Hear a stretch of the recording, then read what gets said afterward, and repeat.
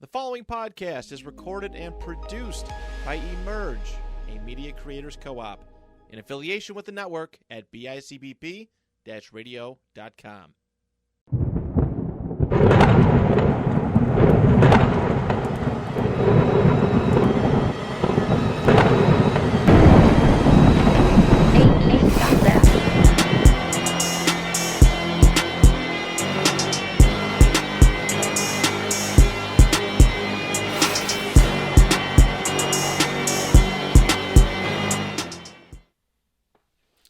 Welcome back. The Virtuoso's here.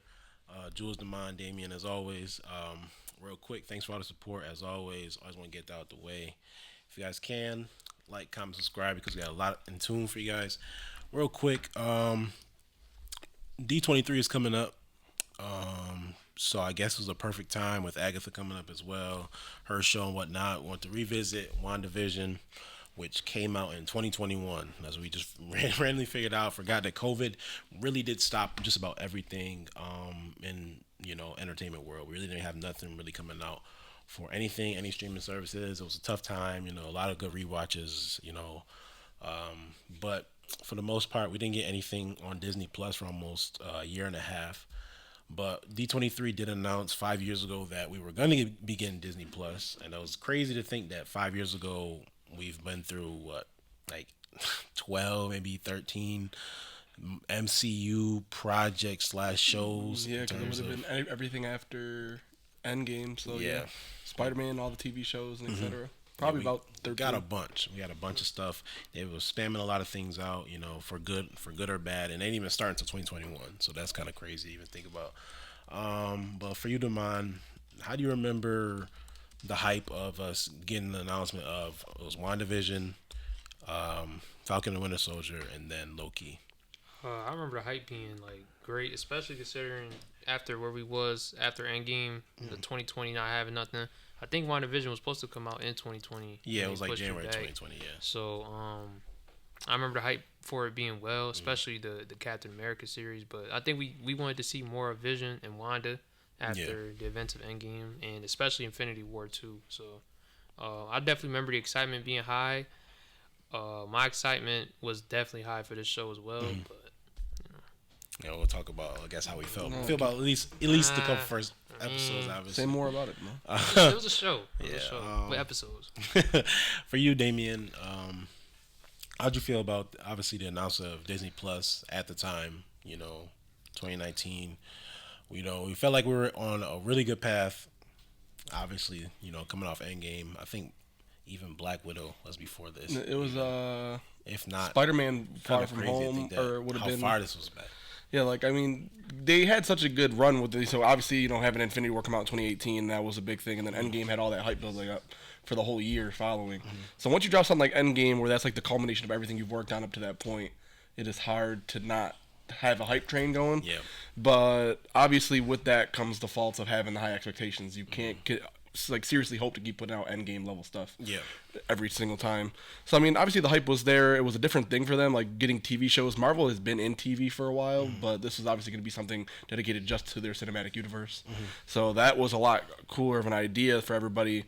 I know some people didn't like it because it's okay, when I have to watch 23 movies, and I gotta watch every TV show because they're gonna be connected. So it was a tough test for them to begin with, and for the most part, it worked out. I mean, WandaVision, the hype around WandaVision especially was very big when it dropped. That was beginning of 2021. Everything was finally starting to get back to normal, at least a little bit.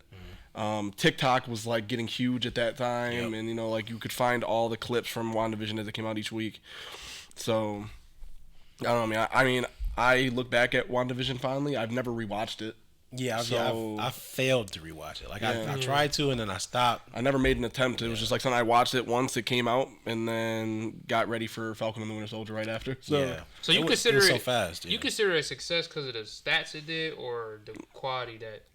I think just because of I consider it a success as far as numbers goes. It was a big. Yeah. As far as of all the shows they could have put out for Disney Plus to launch with, or to launch the MCU in Disney Plus with, that kind of seemed like it was going to be the clear winner.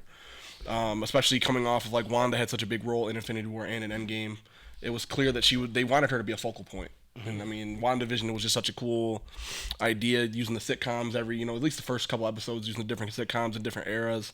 And I mean, there was some good like mystique in there too for a while. I mean, for a long time, yeah, like the theories and stuff like were running wild every day, like every week, and people were trying to guess what's gonna happen next, and you're getting like all these things thrown at you. I mean, but it also doesn't culminate to anything at the end of the day. All the theories we had pretty much ended up being wrong. Yeah, I don't know if that's a reflection of us or a reflection of the producers maybe not capitalizing on pretend. I mean, obviously you don't know the theories that's going to come out until the theories come out. Exactly. By that point, Wanda's, or what I'm saying, like Elizabeth Olsen, she's doing all the other thing. It's already in post, it's already done, everything happened. But shout out to Disney at the time for doing something different, because even it wasn't just like the Marvel stuff, because they would dominate maybe like 75% of it. It was the 25% of like nostalgia, getting movies on there like pretty quick. Even like if you didn't want to go to theaters, like I said, Soul, and they were really big on there at the time too. Yeah, I mean, I forgot that they were doing that, where you were getting movies right as soon as they came out in the theaters, especially if it was something that Disney owned. Yeah, it was like $20, I want to say. I know they did it with like a lot of their live action. I think like Lion King, Mulan, live action Mulan, and all that. They were doing that for all those ones. So you can get the early access. Disney Plus was a really good streaming service when it came out. Yeah, it was a game changer. I mean, like just like streaming services were starting, like they were already big at the time. Then you also had like Netflix, Hulu, like you had like the heavy hitters. HBO Max, I don't even think was a thing yet at the time. Yeah, to be honest with you. It wasn't. And so you get Disney Plus, and you have, like I said, you get access to all the Star Wars. You get access to all the old, the X-Men and Spider-Man and all that. So you get that nostalgia build, as you said. And then for them to be like, okay, well, let's just see if we can do movies, but on the TV screen. Yeah. Can we give out that kind of quality? And like I said, I mean, when you do something as ambitious as Endgame, you have to try to branch out. Yeah, they couldn't needed more than just the every 4 months is a movie coming out, potentially even 5 months depending on the year. Obviously you can't, you're introducing so many new characters, and like I'm saying, you kill off Iron Man, you do away with Steve Rogers, you bringing in all these new characters. It's hard to have a good background with a good story around every character. And I know for me myself, obviously, like I thought it was gonna be the greatest thing possible. I thought this was like damn, I cannot wait for the next thing that they're gonna do. And then obviously it just gets tough. They put too much on their plate. Yeah, they with, I feel like with COVID pushing everything back, kind of put a little bit more pressure on them to like really get stuff out, because going almost a full year without dropping anything is like, it's always just the nostalgia stuff. So it's like you're not gonna make no money really off nostalgia. Exactly. You're gonna get the hype factor for a month or two, and then people definitely were not subscribing to Disney Plus to watch old movies. Yeah, I wasn't subscribing to Disney Plus to watch Hannah Montana. Yeah. But I do think about, like, if I wanted to watch Hannah Montana, I could watch Hannah Montana. Like, it gave you the access, but people were definitely starting to subscribe to something like Disney Plus because they knew that new things were being made specifically for it. Especially, like I said, when you have Star Wars under it, and you had The Mandalorian, The Mandalorian starting to get big at that time, obviously, and then, like I said, with Marvel announcing they were getting into TV. Yeah. Like, people were like, okay, well, let's subscribe. And it was also a lot cheaper back then, as most things were. I think they're actually just They just upped their price again today. Yeah. Like, damn, even with the ads, like, dang, I thought the ads be long as shit, too. Like a minute and a half. But we're going to look at this first episode. If I recall, I remember some really cool visuals from the trailer real quick. It was the moment, I think, where they were in the TV, like they're next to the TV, and then the color is pouring out of the TV to give them, life and whatnot. And then vice versa, when they first get the lack of color, it pulls out of them. It was pretty cool visual. I thought WandaVision itself, for those first like 6-7 episodes, was very, very good. I think that's really what hurt it was just such a lackluster ending. Yeah. I mean, there was some really cool moments. It was nice to get backstory for a character like Wanda, because seeing like the origin of how things got to what they got to was really cool. And Vision obviously was a good character as well, but it was mostly focused on Wanda. Yeah, Wanda was. But like I said, like the reveals you were starting to get as they did it, it was like cool, because it was like, okay, like we get this reveal here and there, and like it's exciting until you get to a point where then it's like by the end of the season, you just like you don't get the payoff that you wanted to get. But we're here. First episode of WandaVision. Crazy to think how far we've come. 2021. Like, I remember like the three trailer like spin-off thing that they did for Super Bowl. and it was pretty cool. Are you talking about their TV spots, bro? Yeah, their TV spots. Well, you get 13 of them for every movie now. Hold on. What is it called? Film before and live studio audience. All right, I figured there's something around that. I think we're good here. Like, Demond, like, cheer up, it's bro. crazy seeing that entrance, bro. See, it's missing a lot of people from the last time we did, you know, during Deadpool and Wolverine. Give me an all Wanda one. When the black and white hit out, I was glazing this show bad. Bro, so was I. Like I said, like the first 2 episodes dropped too. I think on the first day. I remember texting you. I'm like, "You watch it?" Like, bro, I'm up. we were up late. It came out late as fuck. Yeah. That's when they used to drop on like Friday mornings. I want to say. I think they changed it after a while. They started doing Wednesdays.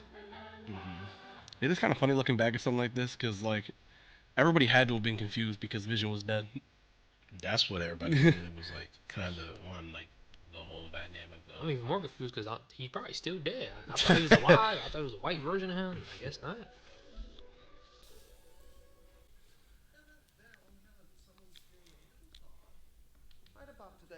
It was theories about the heart on the calendar and what it meant and shit. I'm like,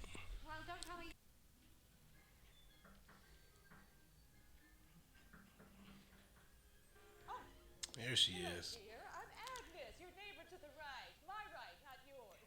Forgive me for not stopping by sooner to welcome you to the block. My mother-in-law was in town, so I wasn't.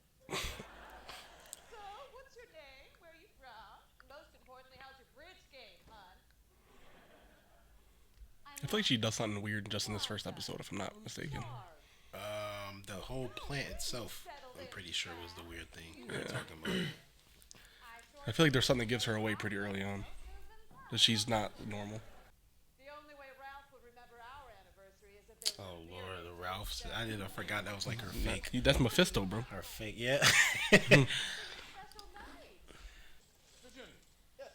Wife and I are looking forward to this evening. Mr. Hart, of course. Dinner with Mr. Heartless, dear lady wife, Mrs. Hart. This is what I just said. What's wrong with you, son? Have you got a screw loose? Oh, no, sir. You could point out that the death rate of single men is twice that of married men. It's a bad stat for the 3 hosts here. Ain't you married? That's you, bro. I forgot about these. The little ads too. Yeah, they had the little hints in them and shit.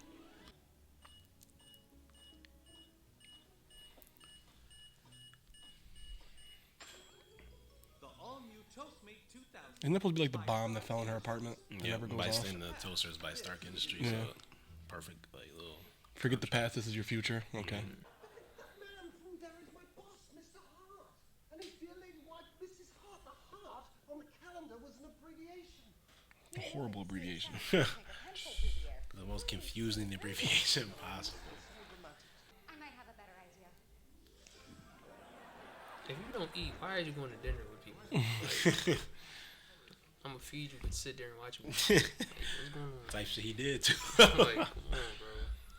From what I've seen here tonight, you can barely keep it together. I mean, Breakfast for dinner. Classic. I miss those days. My favorite days. That announcement. I gotta ask my mom for that. As soon as you get home at 10:30. Mrs. Hart, allow me. So, where did you two move from? What brought you here? How long have you been married? And why don't you have children yet? Like you're spamming. Six questions at once is crazy. Like, where do I start? yes, what exactly is your story? Oh, just leave the poor kids alone. Well, really, I mean, I think it's a perfectly simple question. You ain't even asked them. You fiending for an answer. Why did you come here? Start banging on the table too. Damn it, why? Why did you... Yelling with food in your mouth is probably a crazy idea anyways. Oh, Arthur, stop it. Wanda did that to him. Stop it. This part was actually really eerie when it first dropped. Stop it. Stop it. Stop it. Should have let him die by the same shit. Stop it.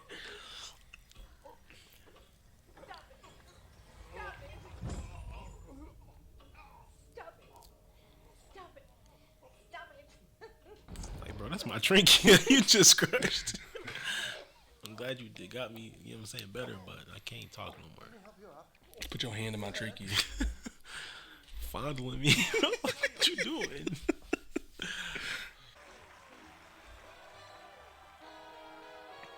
I'm pretty sure that means something too. The hexagon. Yeah. Oh yeah, hex. I know that they're all named at. They're all made after certain shows too. Yeah, if I'm not mistaken. I forget just what I remember seeing this and I was like, oh, what is going on here? This whole thing. That's when the first time they show you the shield logo and all that too. Please stand by. All right, so that was our first ever episode. Looking back on it, I don't remember everything, obviously, but now that I got in front of me now, how you feel about it, Jamon? I guess I feel better about it because I know what happened. But I ain't gonna lie, when I first watched that shit, it wasn't hitting for me.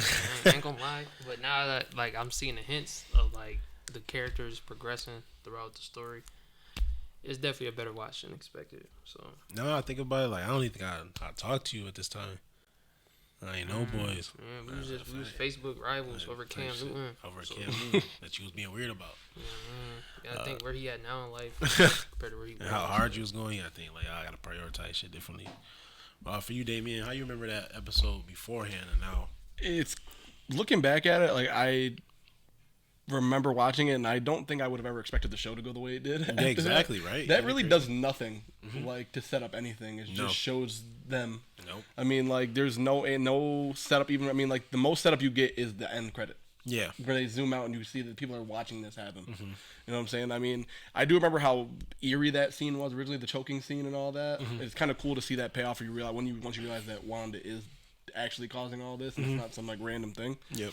But I mean, on a rewatch, it was enjoyable. Like I mean, it doesn't like do anything too much. It's really just there for the comedic aspect. Yeah, I remember.